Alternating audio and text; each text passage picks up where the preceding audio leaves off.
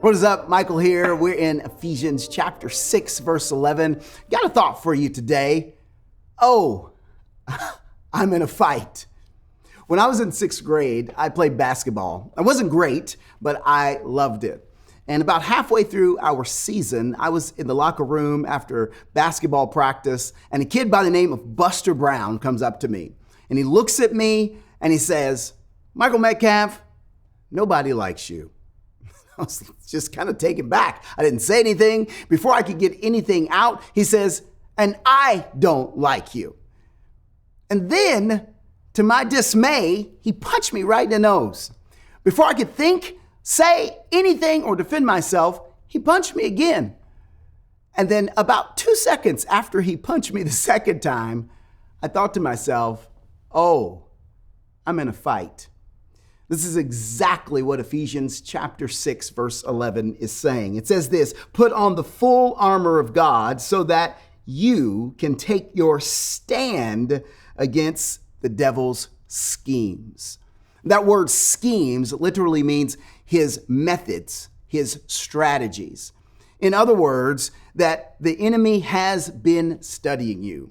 He's been waiting for the precise exact moment to come at you.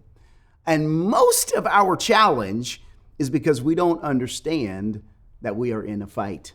If you're a follower of Jesus, if you're watching me right now, you've got to realize that the Christian life is full of spiritual warfare and it's full of battles.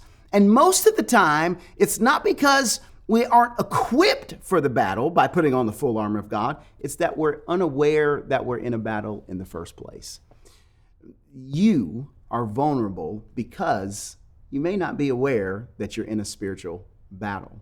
And I want to encourage you today of what it says in Peter.